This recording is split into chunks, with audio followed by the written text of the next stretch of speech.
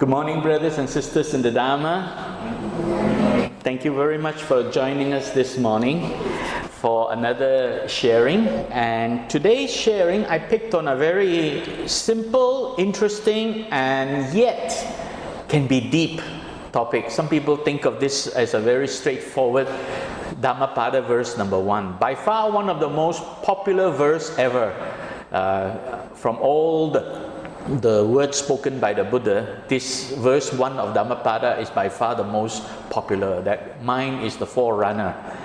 Okay. Before we actually go into the details of this verse, it would be helpful to just have a basic understanding of how it all came about.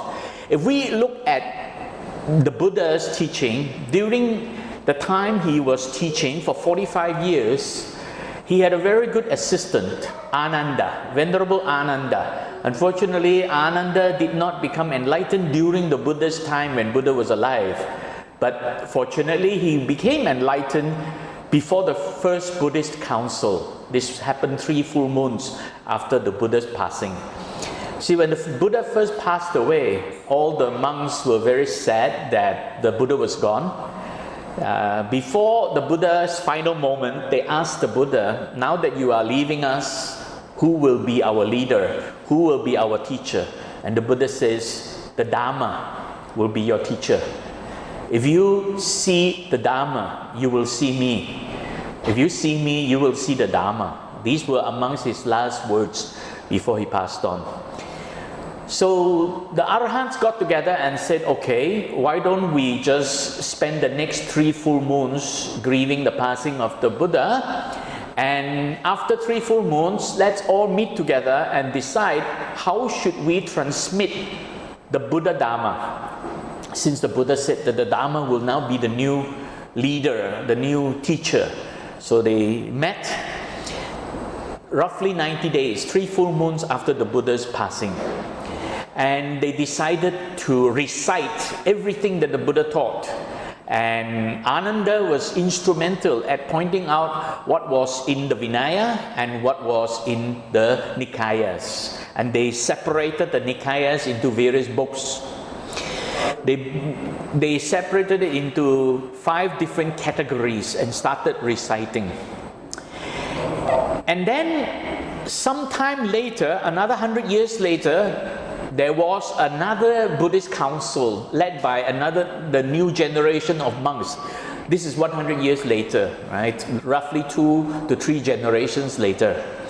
By another group of monks, and then they decided how they should implement the rules of the Buddha. But unfortunately, a large majority of them were young monks. The young monks were actually a lot of people who joined the Sangha because, sad to say, because they had nothing else to do. They just wanted free accommodation, free food, and everybody would bow to them. It's such a wonderful thing. You don't have to do anything and you will get food from people and you have a free accommodation. So there was a very large number of young monks who were not really so devoted to the teachings of the Buddha. They wanted to change the Vinaya. So finally, there was so much conflict that during this second Buddhist council, they came together and decided to cast a vote. Let's take a vote. Who wants to follow the original Vinaya and who wants to make changes to it, adjust it, make it easier for the new generations of people? Of course, during the voting, the majority of the people were the young monks, and they won. They won that voting, that they could now change the Vinaya. So they had to break away from those who did not agree to change the Vinaya. The people who did not agree to change the Vinaya were the elders, and the elders were called the Theras. The people who broke away because they were the majority, they called themselves the Mahasangika. So they broke away, and this group that broke away eventually evolved to become the Mahayanas. That's why you see today the Mahayanas do not follow the Vinaya strictly. They have made changes to it.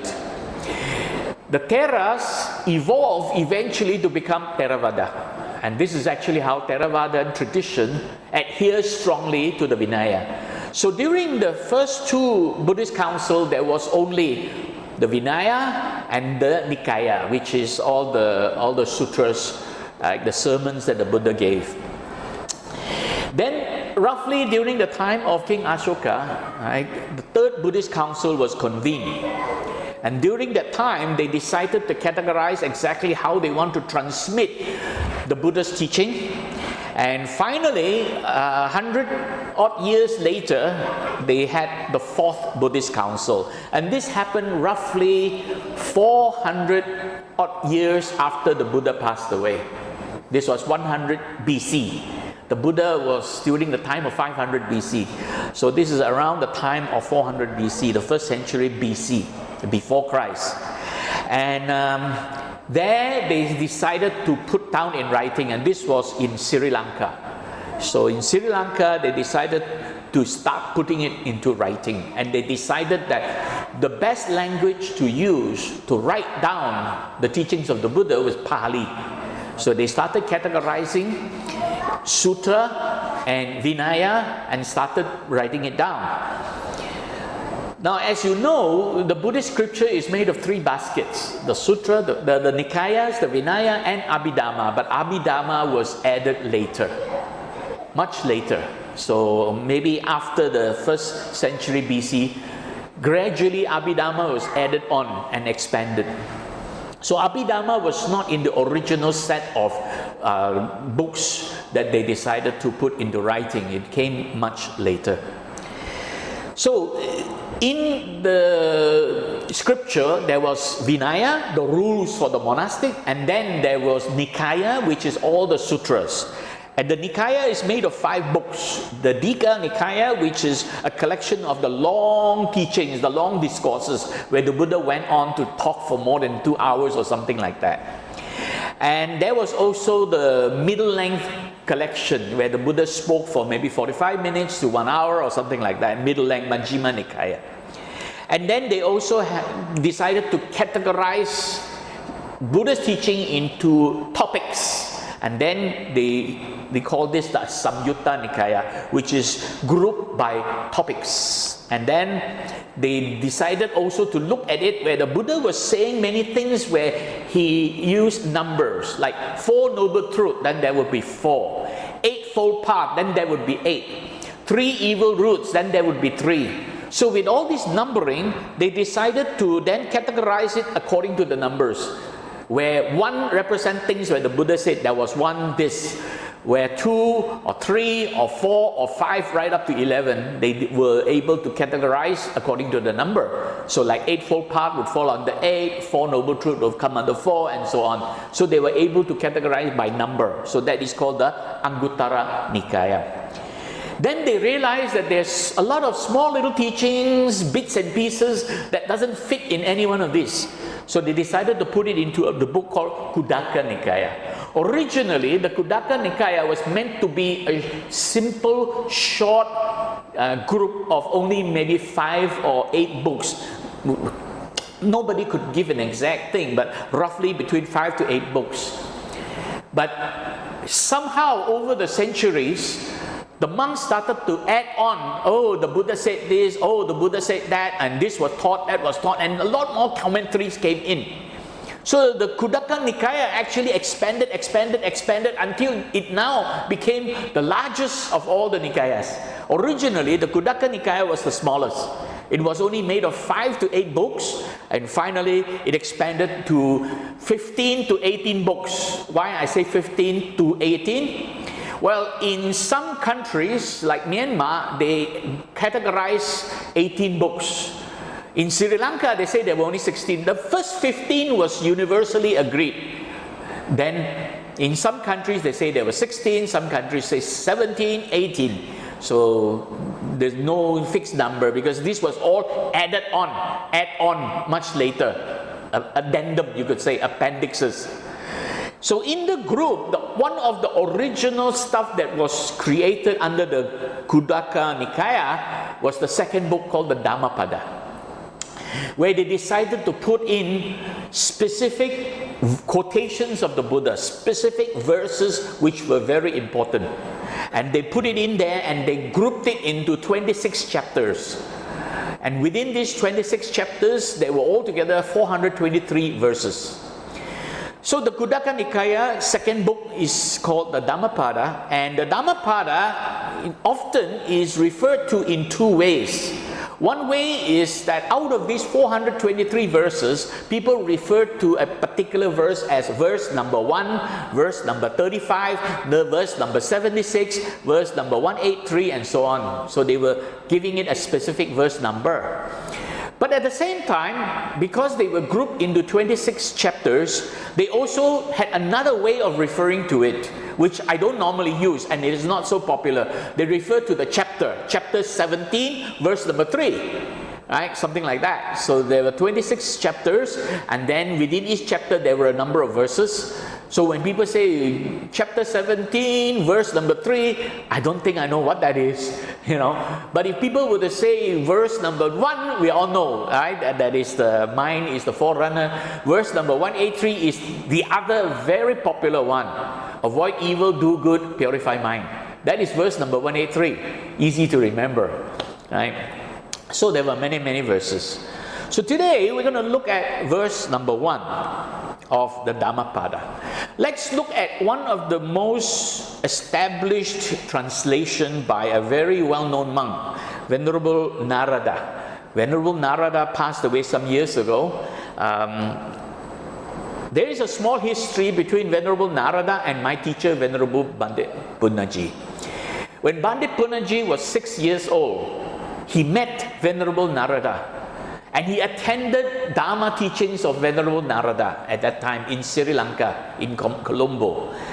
And he was so inspired by the teachings by Venerable Narada that Pandit Punnaji, at 6 years old, wanted to become a monk already.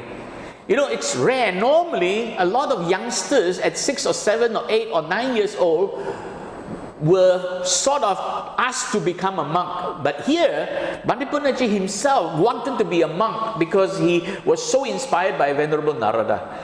But of course, because Venerable Punnaji came from a very wealthy family, his parents did not want him to be a monk, wanted him to take over the family fortune because the family was very wealthy. So the parents told him, you cannot be a monk. And of course, his father passed away soon after that, but the mother was still alive, and the mother was still in enforcing the father's decision that Pandit Punnaji should not be a monk.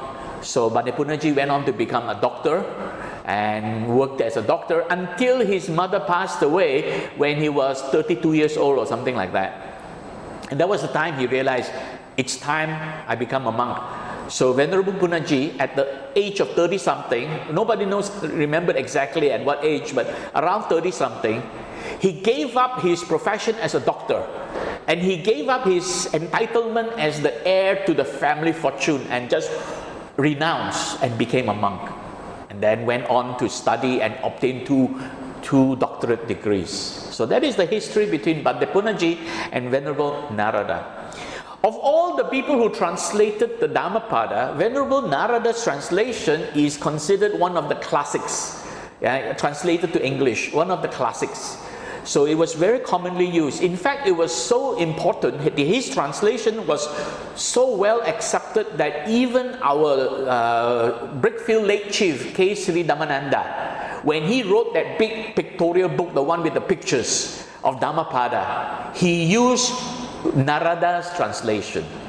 So Venerable K. Sri Dhammananda did not translate Dhammapada directly. He took the translations of Narada and then made it into a very thick book. Some of you may have seen it. A lot of pictures inside. If you ever go to Brickfield Temple, it is worthwhile buying a copy of that from the bookshop. They have it in the bookshop. So the very first verse that was translated by Narada says, mind is the forerunner of all evil states. Mind is chief. Mind-made are they. If one speaks or acts with wicked mind, because of that, suffering follows one, even as the wheel follows the hoof of the drawn ox. So what does this mean? He says, mind is the forerunner. Here what it is meant is that the mind is the beginning of everything.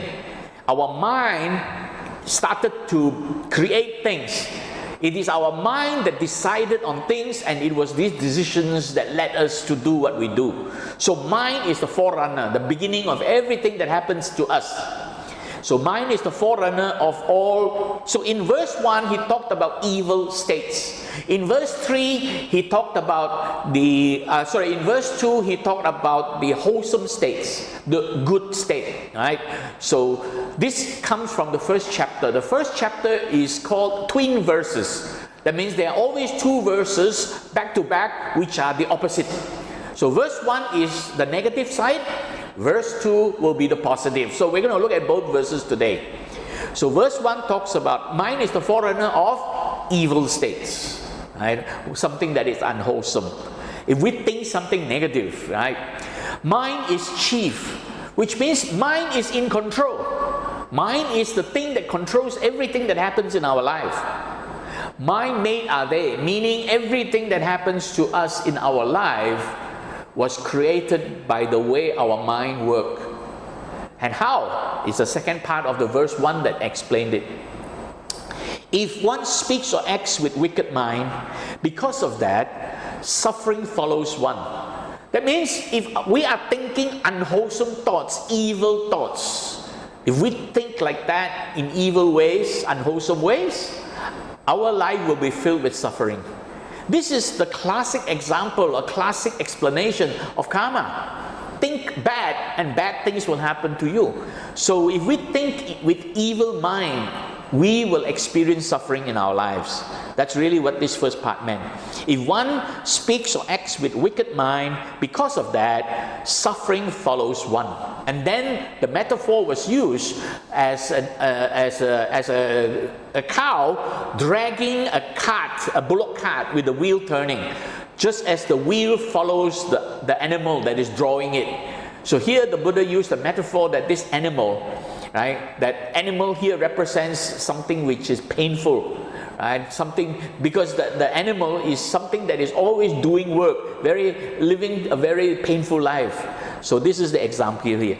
We will go much deeper into this first verse in a moment. Before we do that, it is important to understand the background story to how the Buddha came to speak this verse. With every verse, there was a reason why the Buddha uttered it. And there was a story. So let's take a look at the story behind this first verse. The story began with this monk by the name of Checkup. Checkup was a very highly cultivated monk, a highly developed monk who was blind. He was born blind, but he practiced the Dharma. In fact, he was so good at it, he was so diligent at practicing it, and then by the time he reached his middle age, in his 40s, he had become an Arahant. So now Chakupala had become an Arahant. So Chakupala one day visited the Buddha and stayed at the same monastery where the Buddha was staying. And Chakupala would meditate every day, because being blind, there was nothing more he could do to work with other people except to meditate and cultivate, and perhaps to share his teaching a little bit. So one evening he was doing his walking meditation as usual. When he first arrived at the monastery that evening, he went and started doing walking meditation. But because he was blind and he was walking on the pavement, up and down, of course he did not see that there could be little insects, little worms, little moths, little ants or whatever along the walking path. So he, without noticing, stepped on them. Because he was blind, he could not see, right? So he was just meditating, deep in his meditation, he was not noticing and stepped on them. The next morning, a group of monks, I'm not saying that this group of monks are jealous of him, but you must remember, during the Buddha's time, there were hundreds of monks living together. And you know, in any community, when you have hundreds of people living together, there are bound to be one group of people don't like another group of people, or one group of people becoming envious of another group of people. So there were some monks who may have been a little bit envious of Chakupala because Chakupala had become an Arahant. So they noticed on the pavement in front of Chakupala's kuti, there were insects being stepped on, and dead insects. And they thought, oh, that means Chakupala must have stepped on them. So they went and reported it to the Buddha and said, you know, Buddha, this monk killed insects during his meditation. So it was presented to the monk, to Buddha in a very unwholesome way, as though Chakupala had killed the insects intentionally or whatever. So the Buddha was very wise. So he asked them, did you see Chakupala step on the monk, on the insects? Did you see it? Of course, all the monks said no, they didn't. They saw the dead insects in the morning that were stepped on. They just assumed. So they all answered in the negative. That means they said no, they didn't actually see Chakupala step on the insects.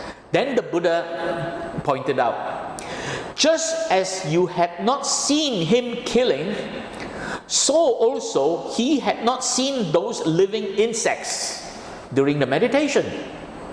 Besides, as Chakupala had already attained arahantship, already became an arahant, he had freed himself from all the evil roots. He had no more ill will, no more lust and greed, ill will, and no more delusions. So as Chakupala had already attained arahantship, he could not have had any intention whatsoever of killing, so he was innocent. Which means the arahant is a person who has freed himself from all the lust and greed, anger and hatred and delusions. So he could not have any ill intentions of killing the insects. So then the monk started to understand that Chakupala stepped on the insects without realizing or noticing. So he was innocent, right? And then they were curious. They asked the Buddha, then why was Chakupala blind? How did he become blind? And basically the Buddha said that Chakupala had been blind in many of his past lives. It went back to an original past of what happened when he was able to see. He was in fact a physician, a doctor. Chakupala had been a physician, that means someone who treated people from illness. You know, in Chinese medicine, we have Sinsei, DCM, and they were doing herbs. In Sri Lanka, in India, they had Ayurveda medicines, which is the equivalent of our traditional Chinese medicine, herbal medicines. So Chakupala was one such doctor, a physician, treating people. And he was treating a blind woman. A woman somehow had become blind, maybe due to an accident or whatever. He was treating that blind woman. And it seemed to be working. And the blind woman was very grateful that she was beginning to experience some recovery.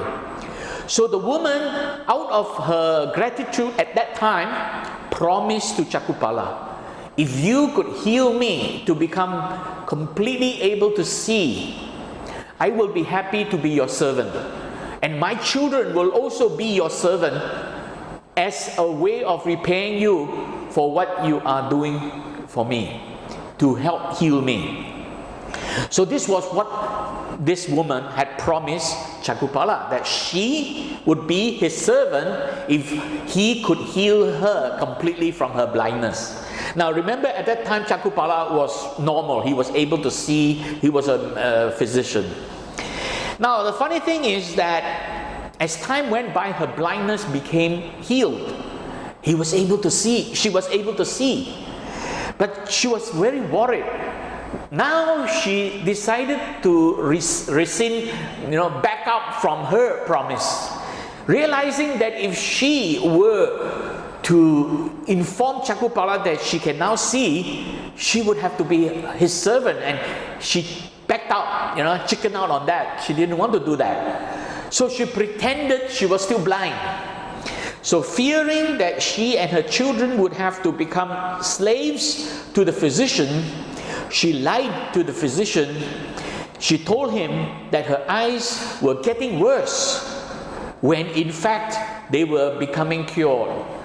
She was already able to see, but she pretended she was not able to see every time she came to this physician. One of the past lives of Chakkupala. Well, he was not called Chakkupala at the time, but he was a physician. So she pretended she was still not able to see. But of course, that physician knew that she was lying. And that physician at that time was not a well-cultivated physician. Maybe because that physician had not met a Buddha or something like that. So he knew that she was deceiving him. So he was very angry, full of anger and hatred. So out of that anger, he started to give her a medicine that destroyed her eyes, so that she really became blind again. So he gave her another ointment, tell her to rub it on her eye, and eventually she became blind again. So you see, he did that out of anger and hatred, ill will. So because of that, he made her blind again. And because of his action, that physician in his future lives, until he became Chakkupala, in fact at the time even when he became Chakkupala, he was born blind. Every birth after that, this physician's rebirth, he had become a blind person. Until even as Chakkupala, he was still blind. But of course, as Chakkupala, he practiced until he became Arahant. So this is really what happened. Ill will, anger, hatred led this physician to be reborn as a blind person, life after life. And even until the last life where Chakkupala became an Arahant, he was still born blind. His blindness was never healed. So this is the story behind how the Buddha then uttered that verse. Now, that verse in Pali had many translations. Let's look at this was the translation by Narada. Mine is the forerunner of all evil states. There is another translator which I also would like to recommend. Actually, Narada's translation is quite accurate, but unfortunately, Narada had very old-fashioned English. His English was very old-fashioned, so his translation was not very practical in modern age. There is another translator which I would highly recommend, Buddha Rakita. Buddha Rakita is another very modern monk with much better command of English. His translation would be a lot easier to understand, a lot easier to apply.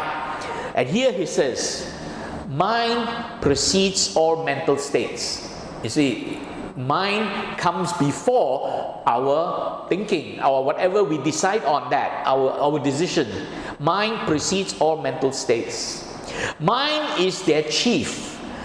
They are all mind wrought. Wrought means made, created. So they are all mind created. If with an impure mind a person speaks or acts, suffering follows him like the wheel that follows the feet of the ox. So here it's very clear, right? So if you have unwholesome thoughts, suffering will happen in your life, just like the wheel that is following the cow that is drawing, the ox that is drawing the cart, right? So the Buddha used the cart and the ox as a metaphor for suffering, because oxes are always suffering. These two translators are well recommended. Now, I wouldn't like to comment whether or not to recommend him, but his translation is unfortunately very, in my opinion, kind of weird. Right? All of Thanissaro's translation are very weird. Here he says, phenomena are preceded by the heart, ruled by the heart, made of the heart. If you speak or act with corrupted heart, then suffering follows you as the wheel of the cart, the track of the ox that pulls it. right, that follow the ox that pulls it. So he actually translated the word into heart, not mind. I felt it is not accurate. I'll show you why in a moment. I will give you the explanation by another monk. And I would also highly recommend this monk, Sarada. Right? Sarada is still alive today, out of compared to Narada, who has already passed away, and also Buddha Rakita, who has also passed away. Sarada, in fact, is very near us. He's living in Singapore. Sarada is now about 79 years old. He used to give talks in Malaysia on and off, but now because he's getting old and I think his health is not so good, he sort of retired from going around giving talks. But if you are interested, you can always contact him. You can Google and find him. Invite him to come and give a talk at some point, right? Sarada. He was very good. I would highly recommend him because his translation is very modern, very precise. In fact, his translation is very close to my teacher, Bhante Punnaji. Very scientific, right? So not traditional style. So he translated word for word here, he explained. In Pali, that verse was Manopubbaṅgamā dhammā. Mano is a very important word. It actually means your thinking, not heart. So Thanissaro was incorrect when he translated it as heart. Thinking. Everyone also said mind, thinking, right? So thoughts precedes. That's what Manopubbaṅgamā means. Thoughts preceding. Manopubbaṅgamā dhammā. Right? Manopubbaṅgamā, then Dhamma. Dhamma means what we experience. Things that happen in our life, our experiences in life. Manopubbaṅgamā dhammā means thought precede all our experiences. Manosetta means thought is predominant, thought is in control, thinking can control everything. And Manomaya, everything is created by thoughts, right? And Manasa is the process of thinking. The way you think, not just the thoughts, but the way you think, manasa, the thinking, which is corrupted. That means if the way you think is corrupted with one of the three evil roots, right? Lust and greed, anger and hatred, or delusion, right? Thereby, because of that, and if you happen to speak or you happen to act according to these unwholesome thoughts, because of this, you as a person will experience suffering. That's really what it means. And it's just like the way the wheel follows the hoof of the animal, and this as the cart of the wheel. So this is actually the translation by Sarada, word for word. And from there, you can tell, very important word here, thought, not heart. So do be a little bit cautious. I'm not saying to avoid it, but do be a little cautious when you look at translations by Thanissaro.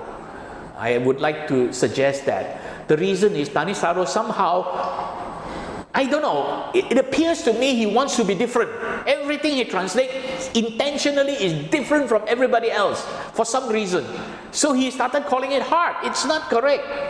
It is called thought and thinking because of the word mano. Mano is the process of thinking. That is the Pali word, right? So this is really the translation. Now let's look at another explanation further on by Sarada. It says, all that we experience begins with thoughts, right?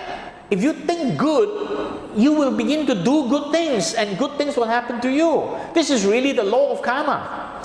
Our words and deeds spring from thought. If we speak or act with evil thoughts, unpleasant circumstances and experiences will always happen to us. Right? Wherever we go, we create bad circumstances because we carry bad thoughts. We cannot shake off this suffering as long as we are tied to the evil thoughts. As long as we allow the three evil roots, right? Lust and greed, anger and hatred, and delusion As long as we allow these three evil roots control us, we can never get rid of suffering. We will continue to suffer over and over again. And he went on to say, this is very much in line with the wheel of a cart following the hooves of the ox that is tied to the cart, yoked to the cart. The cart wheel, along with the heavy load of the cart, keeps following the animal that is drawing it. That animal is bound to this heavy load and cannot leave. That's why the animal is suffering. This is why the Buddha used the cart and the ox as a metaphor for the suffering. Okay, so let's take a look at what Bhante Punnaji has to say about the verse 1 of Dhammapada. The first verse in the Dhammapada, there in the first verse in the Dhammapada, what you get is Manopubbaṅgamā dhammā, which is wrongly translated today.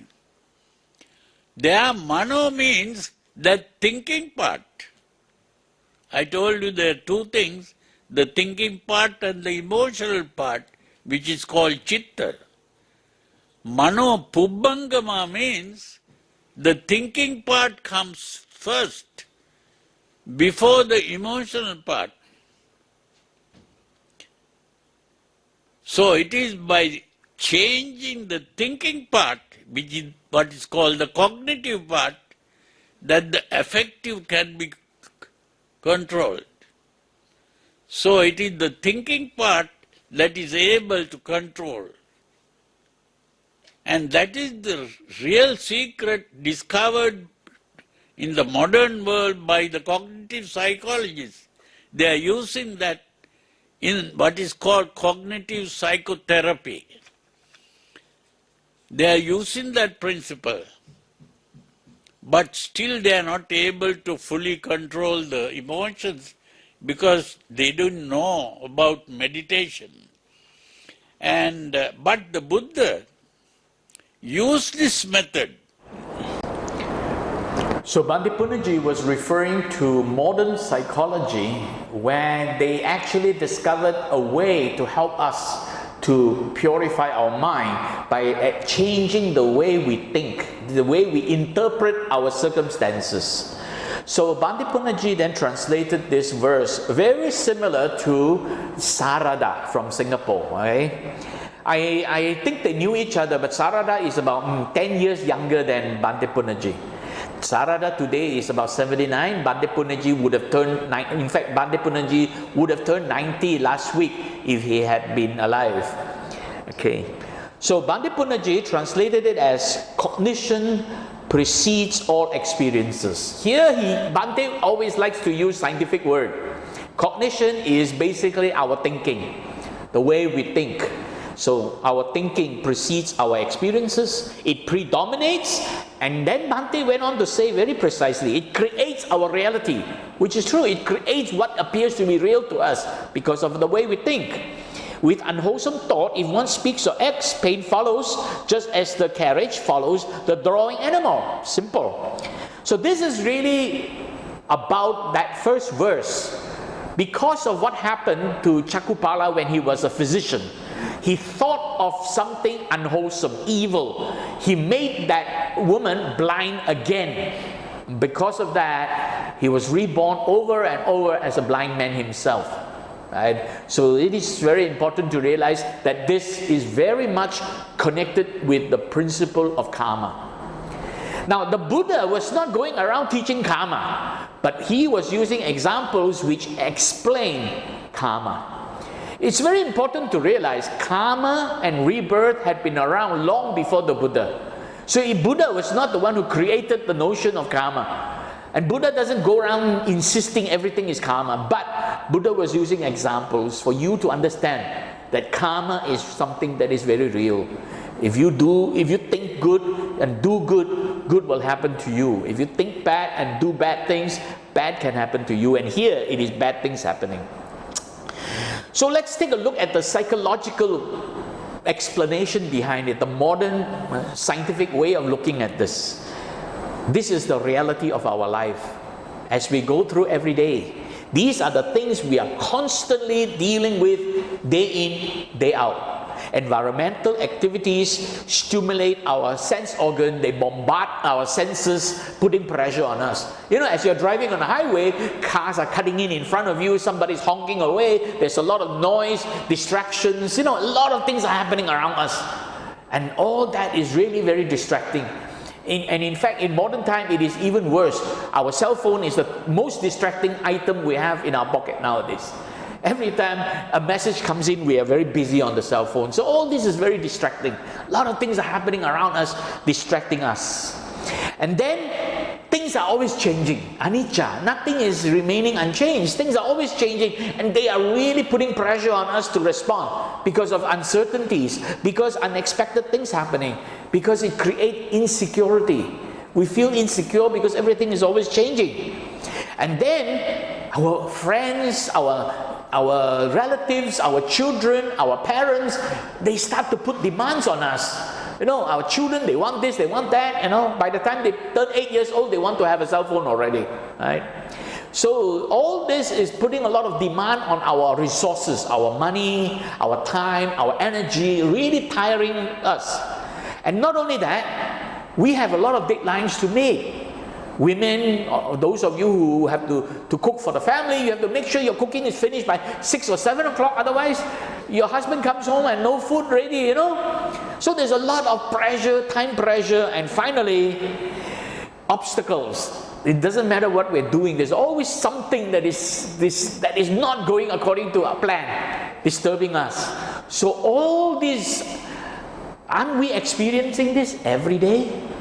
Day in, day out, every day we're experiencing all this. No escape. Buddha called it samsara, right? Suffering. And because of all these things happening, our mind begin to interpret the things happening as threats, perception of threat. This is terrible, I don't want it, you know. So this is, the mind interprets it as a threat. And when mind interprets something as a threat, it causes changes in the body. I spoke about this before. It stresses us and causes our body to get all tensed up, and then we're all bottled up, you know, we get angry and all that. So this is really what happens. It's called the vicious cycle of emotions. What I have just described to you, everything that's happening around us, because they are disturbing us, they are not bringing us peace of mind, we interpret it as some kind of a threat, perception of threat. And because we interpret all these things happening around us with a perception of threat, it begins to arouse our emotion. We get our emotions start to arise. And when emotions arise, you know, I've spoken about this many times, the body becomes all stressed, hormones are released, and then the body is all tensed up. When the body is tensed up, there's a lot of negative sensations in the body, all the tension. You know, your muscles are tensed up, your heart is beating faster, your blood pressure rising, your temperature rising, and so on. All these sensations disturb the mind, and they cause the mind to be disturbed. And the body that is being disturbed is called stress. So we get stress. The mind that is being disturbed is called distress. So distress is mental suffering. Stress is physical suffering. So when we experience physical suffering, we also experience mental suffering. And that causes us to react in an emotional way. We start to build up these emotions in us.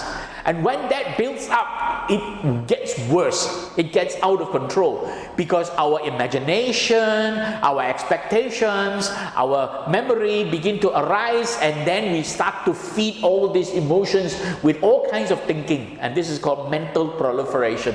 The mind begins to create all kinds of unreal things. There are many examples. I'll give you my favorite example. Many of you have heard this before. You know, friends I haven't seen, I've retired for 10 years. People from my previous company I have not seen for 10 years. They walk up to me. Of course, in the last 10 years, life has been quite happy with me, and I put on a bit of weight. So my friends from previous company see me in the shopping mall and say, "Billy, you're getting so fat," you know. And when I hear that, if I begin to interpret it as a perception of threat, that this person is trying to hurt my feelings, what happens? I get angry, And this is really what happens. So when you interpret what has been spoken to you as a perception of threat, you get angry, right? So this is really what happens there. What can we do? When we realize something happening out there, stressing us, our body begins to change and we start to feel a bit tense. Learn to practice what I call the 3-step self-compassion. First, pause. That means when something happens, do not react right away. Pause. Allow time for emotional excitement and anxiety to calm down. And of course, your body is now flooded with stress hormones. Allow time for your hormones to subside. Then you can actually speed this up a little bit by relaxing. Take a deep breath. Right? Breathing. This old adage works. Some people say very common sayings. When you are all stressed, just take a deep breath. It works. When you get stressed, don't react. Take a deep breath. And that breathing can help you release some of the tension in your body. So take a deep breath. Relax the body. And as you relax the body, you can calm the mind, compose the mind. As you compose the mind, your mind is now more calm. Then only you are ready to do something, to react, to respond. Otherwise, you are reacting emotionally. So when your body is adequately relaxed and your mind is adequately calm, that's the time you begin to think about how you should respond to what has happened to you. And if my friend came up to me and said, "Billy, you are getting so fat," and then I get angry, that's not a good response. But if I pause, take a deep breath and think about it, this person was my good friend when we were working together. We were such good friends. Why would he want to hurt my feelings? So he's not really trying to hurt my feelings. He's just reminding me, watch my weight. If he is just reminding me to watch my weight, what was he doing? He was a good friend. He was helping me. So I should say thank you to him. So I say, thank you. So kind of you to call me fat. So the next time somebody walks up to you and say, wow, you look so fat, remember to say thank you. Because that person is concerned for your health. The same thing when somebody, the same thing. Now this one I have to warn all the husbands, do be careful. It doesn't always work. If your wife bought a brand new dress and puts it on and say, how do I look? And if it doesn't look nice on her, you can be honest and say, no lah, it doesn't look nice on you lah. She spent 300 ringgit to buy that dress. Now you say it doesn't look nice on her. But do remember, if you ever bought a new dress or you change to something and somebody says it doesn't look nice on you, that person is being kind to you. That person wants you to look better. So realize that when somebody says it doesn't look nice on you, don't get angry. So husband, do be careful. Sometimes telling the truth might not be the wisest thing to do. I have this, someone told me, remember to do counting. Right? And they were saying, if you were a young boy and your father or somebody elder to you starts to tell you something you don't like, count to 5 before you respond. Count to 5 when you're a little boy responding to an elderly. If you were an elderly person and a youngster walk up to you and tell you something that makes you angry, count to 10 before you respond, because the elder person's response is more likely to be unwholesome. If a young boy walk up to you and tell you something very unwholesome, you might whack the bugger, So count to 10 before you respond. Okay. What happens when the wife says something to you? When wife says something to the husband, keep counting, don't respond. Yeah, that's what it is. Just keep counting, don't respond, just keep counting. So that's how it works. So this is really when you are all tense and stressed. Learn to pause and not react. Allow yourself to relax a little bit, relax the body, calm the mind, take deep breath, and when you're ready, think about what are some of the wholesome and beneficial response to the problem. So this is what think can help you do. So now let's look at the process of vicious cycle happening to your emotions. This is a complete chain reaction. If you don't do something about this, it gets out of control. This chain reaction gets out of control. And when this chain reaction gets out of control, you will experience some kind of depression, mental health issues. You know, today mental health is such a big thing. So many people are getting so stressed, experiencing all kinds of mental health. In fact, if this really gets out of control, you might experience something called PTSD. PTSD means post-traumatic stress disorder. Post-traumatic stress disorder, meaning when something happens in your life, it is a trauma. It is an experience that is unhappy. After it has happened, your mind still runs with it. That last one there, mental proliferation, your mind is still running over and over about it. You keep thinking, this person, he called me fat. He think he very good looking. He think I look so ugly because I look so fat and all that. You know, the mind starts to run. So all this is leading you to go into further depressive moods, post-traumatic stress disorder. You become more stressed. You're suffering over and over again. So this is really what happens. When something happens, it causes your body to change. This is your stress reaction. When your body is all stressed, your mind gets disturbed. And then you become emotional. And this is your emotional chain reaction. If you are not careful with the emotional chain reaction, you can go into depression, depressive moods. Right? You get into all kinds of moods that is not pleasant. And if it gets worse, you could be experiencing post-traumatic stress disorder. What can you do about it? Well, we spoke about that in a moment ago. So when all these things happen, learn to pause, relax, and then think. Now, I will come to the thinking part in a moment. Let's listen to Bhante Punnaji, what he has to say about cognitive psychology. He mentioned earlier on, cognitive psychology is aware of the method. Right? So now let's listen to what he's saying about cognitive psychology. And during the 1960s, a new kind of psychology came into being. And that is what is called cognitive psychology.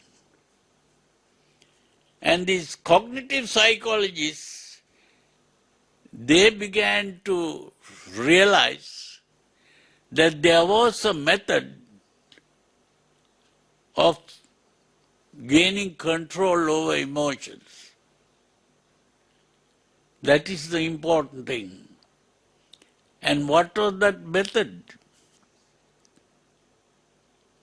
They pointed out that they also saw this same problem. What is that? The mano and the chitta. Now what Sigmund Freud called the id and the ego. These people call the ego the cognitive part. And the emotional part they called the affective. The cognitive and the affective. And they pointed out that the emotions are excited only according to the way the cognitive part or the mano interprets circumstances. You see, I told you some time back, a few days ago, that we are born with 5 senses, and the 5 senses are seeing, hearing, smelling, tasting, touching. But all that goes to the brain, and it is the brain that begins to think, and that is the mano part. And according to the way you think and interpret what is going on there, the emotion is aroused. So the emotion is based on the way you interpret your circumstances. And therefore, if you change the way you interpret your circumstance, the emotion is not aroused.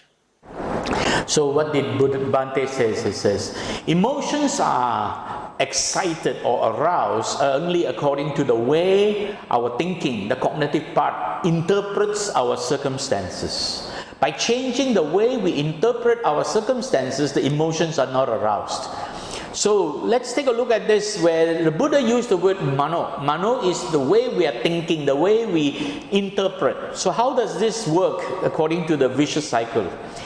So when all this is happening and we're getting all excited, what should we do? Apart from pause, relax, now the think part. The think part means we got to change the way we interpret our circumstances.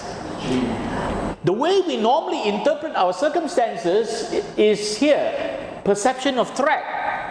So when somebody says to me, Billy, you are so fat, I'm thinking he is trying to hurt my feeling. Perception of threat. But instead of thinking like that, I change the way I think. I say, this person is my good friend. When he says that because he's concerned for my health, so I change my thinking to, oh, this is actually a perception of peace. He's trying to tell me, be careful of my weight, don't get so fat. So this is really perception of peace. And this is how we can change the way we interpret. In the same way, all the wives, when your husband say to you, your new dress doesn't suit you, don't get angry, right? When the husband says your new dress doesn't suit you, why don't you ask the question back? What do you think will suit me? Honey, how about you go and buy something that suits me? See, be smart. Husband said to you, your new dress doesn't suit you. You say, what do you think suits me? Come, let's go shopping together. You buy for me what you think suits me. See? You say, wisdom. Wisdom comes with profit. So change the way you interpret your circumstances. When somebody says your dress doesn't suit you, then that person is trying to help you. So take that person to go shopping. Buy a new dress. So if we can change our interpretations, we can tame our emotions, right? So now let's look at how we were to change our interpretation. And that leads us to the second verse. Right? It's the opposite of the first verse.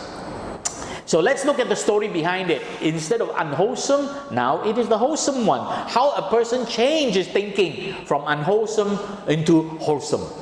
The story began with this young boy called Mata Kundali. Mata Kundali was a young boy born into a Brahmin family. Now in India, in ancient times, it was a caste system.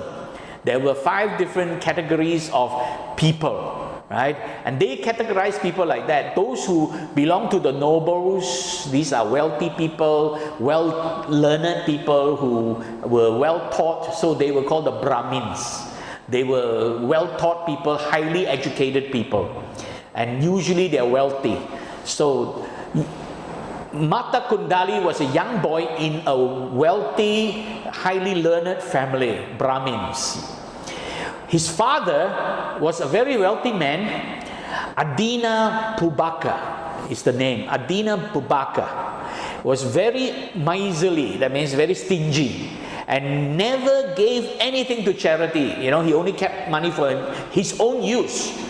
In fact, he was so selfish. One day when Mata Kundali became sick, when Mata Kundali fell ill, the father was so stingy, he did not even ask a doctor to come and see Mata Kundali. He never took Mata Kundali to go and see a physician. He just let him get sick, let him drink plenty of water, he will get well. So stingy. And then he realized that now it's too late. The son is dying already, because the son became so sick that he was about to die now. So instead of quickly calling for a doctor, again this guy is so stingy, he asked the servant, take that boy out to the veranda and put him away so that people don't see. People passing by the house don't notice that this boy is sick. So stingy, you know. So when the father realized the son was dying, he had the youth carried to the veranda out of sight so that people coming to his house would not see what was happening to the son. So stingy, instead of sending him to the doctor. Finally, right, the son was really, really very sick. And the Buddha knew that. That morning when Buddha came out of meditation, the Buddha had what is called divine eye. He could see a lot of things happening around. Without people telling him, he could actually know what's going on. So with his divine eye, he noticed, because this is a person who is suffering, Buddha will know that. So he noticed with his divine eye that Mata Kundali was suffering. So he purposely went to the house. And he went to the house for alms, just stood in front of the house and see what happens. And as he stood in front of the house, he could sense that the boy was really suffering. So the Buddha actually sent metta to the boy. So he was sending a ray of light and hope to attract the boy's attention. The boy inside, right, could not see the Buddha, but he sensed it, he felt it. He realized that the Buddha was near. And when he realized the Buddha was near, even though he was too weak to get up and respond, in his mind, he had a good thought. The Buddha is sending me hope. And he felt very inspired by that. And therefore, he became very devoted. His mind was purely devoted to thinking about the Buddha, right? Because I'm sure he would have heard the Buddha giving sermons at some point in time. So Mata Kundali could only profess his devotion to the Buddha mentally. So in his mind, he was very devoted to the Buddha. He was very grateful that the Buddha was sending him all these good wishes. And unfortunately, it was too late. But that was not enough, right? When he passed away, right? When Mata Kundali finally died from his illness, at the time his heart was full of devotion for the Buddha. And because of that devotion for the Buddha and that goodness of thought, he was reborn in a higher realm. He was reborn in a Deva realm, the Tavatimsa realm. He was not reborn as another human being, because his heart was very good at the time when he died, so he was reborn in a Deva realm, Tavatimsa, the higher realm.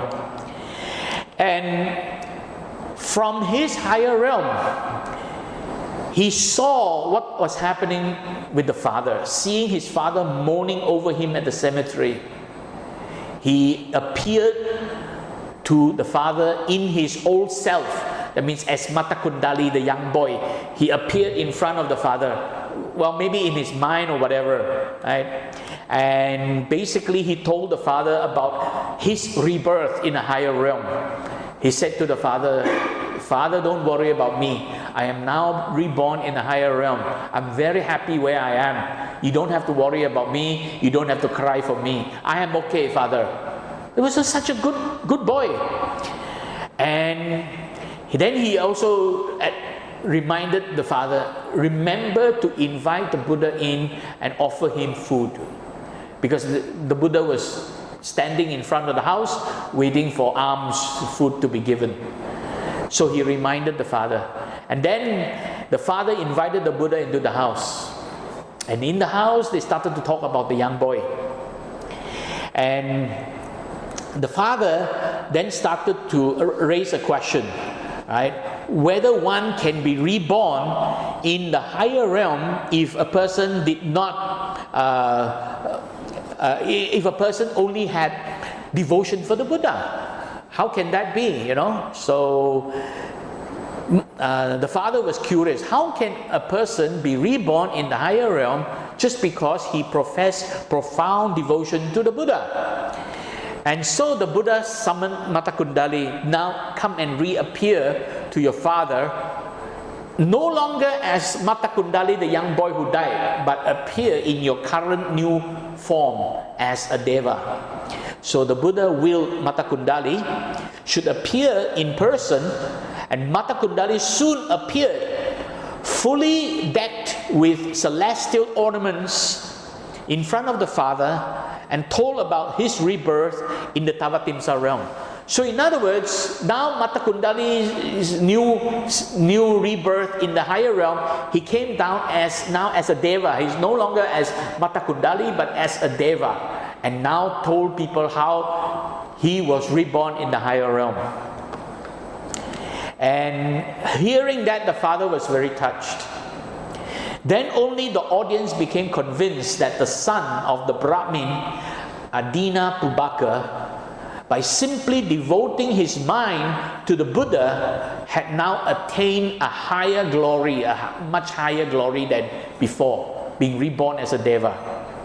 And at the end of that experience, that discourse, Mata Kundali and his father attained Sotapan level, Sotapati Magga. Magga is the practice. So they actually practice as Sotapan. And they began to experience the fruits of a Sotapan. So that converted his father. Right? From that time onward, Adina Pubbaka started practicing as a Sotapan and became a Sotapan because he experienced the fruit of a Sotapan. Sotapati Phala means the fruits. He is now experiencing the fruits of a Sotapan. He became a 7-time reborn Sotapan, entered the stream. Thereafter, the father was still alive, right, as an old man. Adina Pubbaka, as an old man now, donated almost everything he had to charity to help spread the teachings of the Buddha. So he started to donate everything he had to give away, no longer becoming stingy anymore. So this is what happened now. And that is really how the story ended. There was no further explanation what happened to the father, but the father had already become a stream entrant. So in other words, the father will be sure to be reborn within 7 lifetimes as a human being, will become an arahant.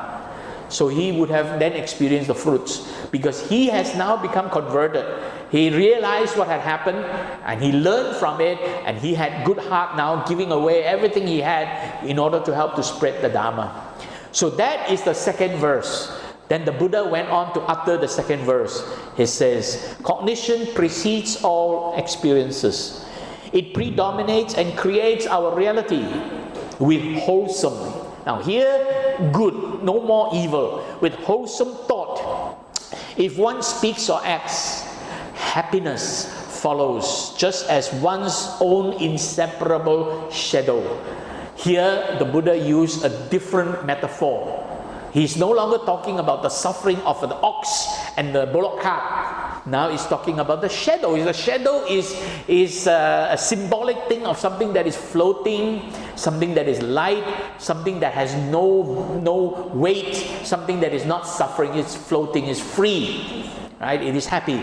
So this is what the Buddha used to explain this, that you will become happy as though, and that happiness will follow you like your own shadow that will not leave you.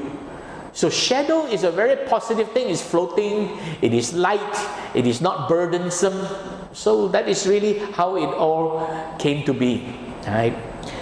And these are the first 2 verses. So now I hope you realize that the meaning behind these 2 verses are a lot deeper than what appears on the surface, right? Mine is the forerunner. It's a lot more deeper than that. And my teacher, Venerable Punnaji, went on to say, the purpose of our intelligence is not to discover the truth, but rather to solve a problem. So in other words, with our good thinking, our good thoughts, wholesome thoughts, we devote it to solving problems, and we devote it to doing good things to help ourselves and to help the people around us and to help anyone that we are able to come to help, right, within our reach. And we should also realize to learn how to take refuge in the Buddha, the Dharma, and the Sangha. So let's listen to what Bhante Punnaji has to say about taking refuge in the Buddha, because this is about that devotion to the Buddha. And that because of the profound devotion Mata Kundali had for the Buddha, he was reborn in the higher realm. And because of the transformation of the father to become devoted to the Buddha, he also became a Sotapan. Right? To take refuge in the Buddha is not to take refuge in power.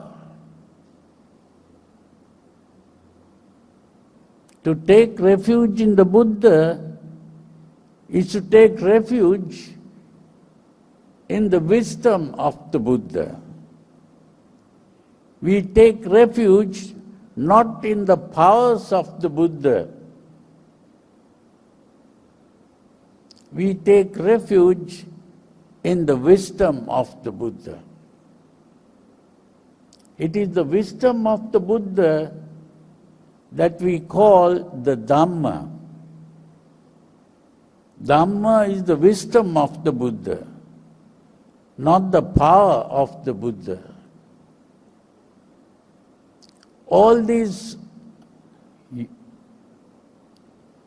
other religions that worship the creator of the world or the gods, supernatural beings, they are seeking refuge in power. That doesn't help.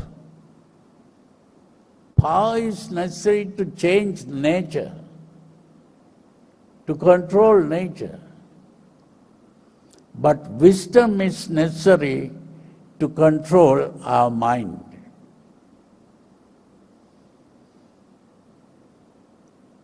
That is how the teaching of the Buddha differs from all other religions.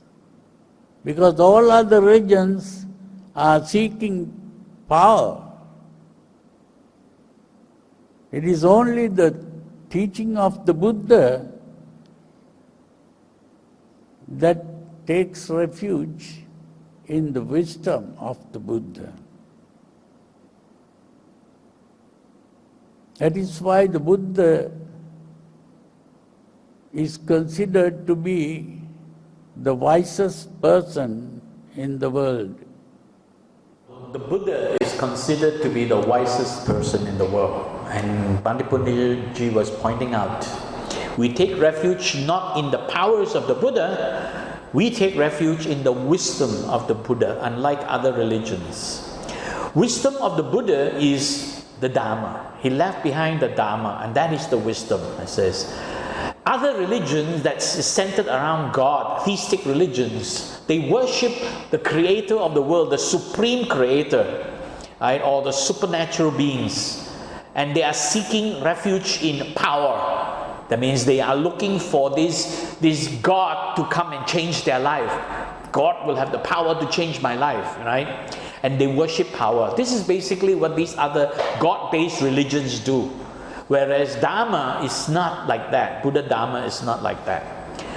See, power is necessary to change nature, things that are around us.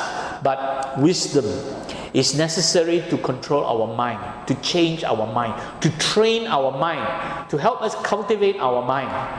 Right? And this is really humanism. Right? This is how the teachings of the Buddha differs from all other religions. Buddha is considered the wisest person in the world because of his wisdom. Right? Now let's take another look at Venerable Sarada's commentary on this second verse. How we experience our circumstances depend on the way we interpret them. If we interpret them in the wrong way, we experience suffering. If we interpret them in the right way, or a good way, or wholesome way, we experience happiness. In other words, our happiness or unhappiness depends on the way we think, the way we interpret our circumstances. Thought also creates circumstances in a futuristic sense. Thought creates circumstances in a futuristic sense, meaning the way we think can actually begin to create the future that is going to happen to us. So if we harbor ill will, right, and speak or act with ill will, people begin to hate us. We will be punished by society, by the law. After death, we will also be reborn in a realm of suffering. Here, thought or thinking refers to action also. The Buddha did say, your thinking, your cetana, meaning your intention. When you have an intention, the thinking of wanting to do something, even if you didn't do it, intention is karma. It is a mental karma. If you think of hurting someone because you are angry with that person, but you didn't hurt him, you just stood back, but your mind is constantly thinking how you should hurt him, that thinking itself is already negative karma, bad karma. You're creating bad karma simply by the way you think, right? And this consequence is called vipaka. Those three things go together. Your thinking, which is the cetana, your action, which is your karma, and finally the result arising is the vipaka. These three things always go together. And the message finally conveyed by these two verses, this pair of verses, is that think wrong and suffer. Think right and be happy. That means unwholesome thinking, you will suffer. Good thinking, you will be happy. And this pair of verses was spoken by the Buddha to show the inevitable consequence of good and evil thought, which leads to karma, right? And man reaps what he sows, both in the past and in the present, and what he sows now, he reaps in the present and in the future. That means how you think as of this moment onwards can change your future for you. Man himself is responsible for his own happiness and misery. He creates his own hell or heaven.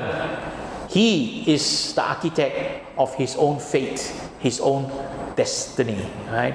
This is really what Buddhism is trying to teach us, humanism, right? That is, in the Merriam-Webster dictionary, humanism is defined very simply as a doctrine, attitude, or way of life centered on human interests or human values, especially a philosophy that usually rejects supernaturalism and stresses on individuals' dignity and worth and capacity of self-realization through reason.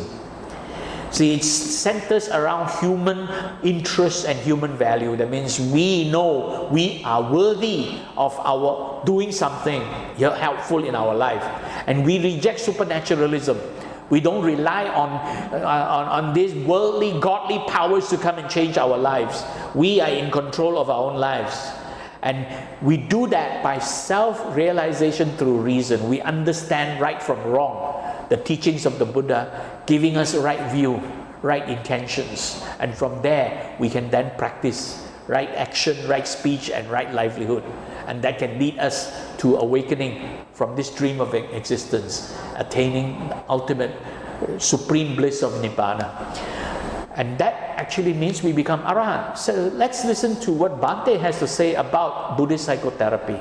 You see, modern Western psychotherapy is trying to heal a person who is mentally disturbed to become normal.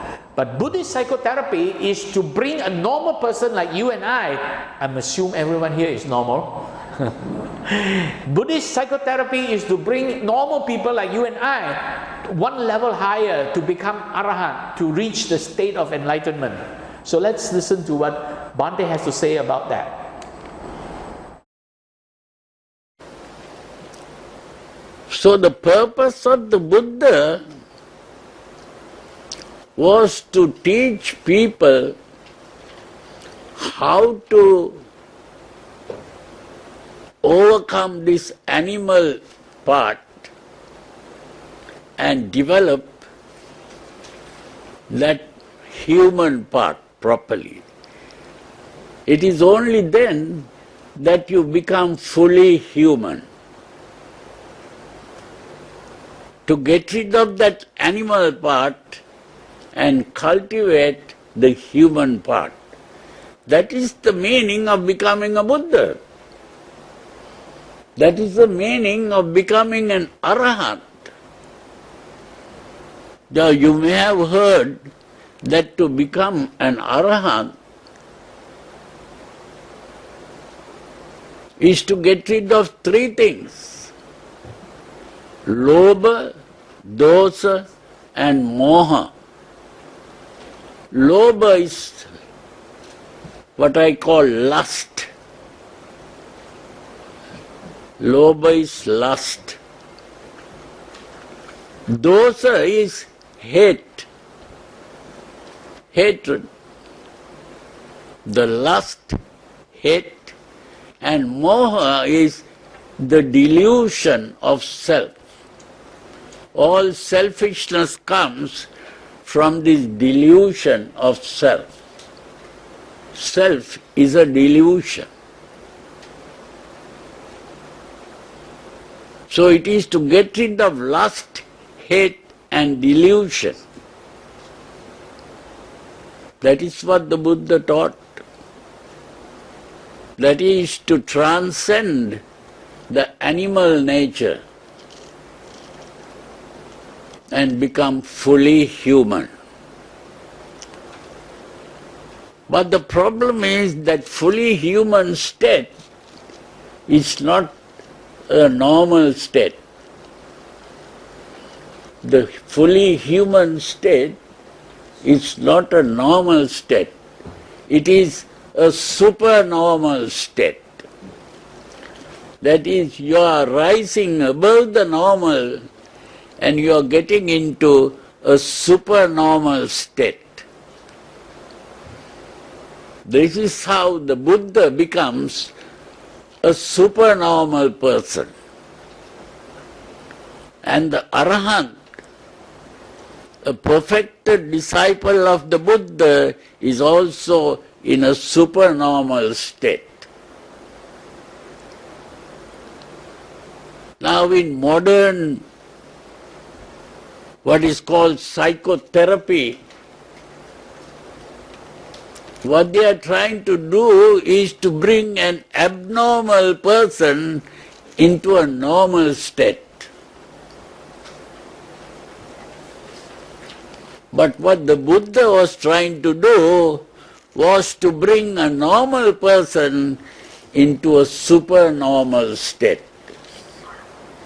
So this is very important to understand, that Buddha was also a psychotherapist, but his psychotherapy was to bring the normal person to a supernormal state. His psychotherapy is not to bring the abnormal person to the normal state, but to bring the normal person to a supernormal state. Because the human has evolved over millions of years from an animal state. We were originally ape-like creatures crawling on the trees, coming down to the ground, standing up on 2 feet, eventually evolving to become a human being. So deep inside us there are animal instincts, defilements, which lead us to have lust, greed and hatred. So what the Buddha was really teaching is to help us cleanse these defilements, and cleansing the defilement means we become fully human, no more animal instincts inside us. And that is really what an arahant is, a person who has been completely cleansed of all defilements. And with that, I end my presentation. Sadhu, sadhu, sadhu.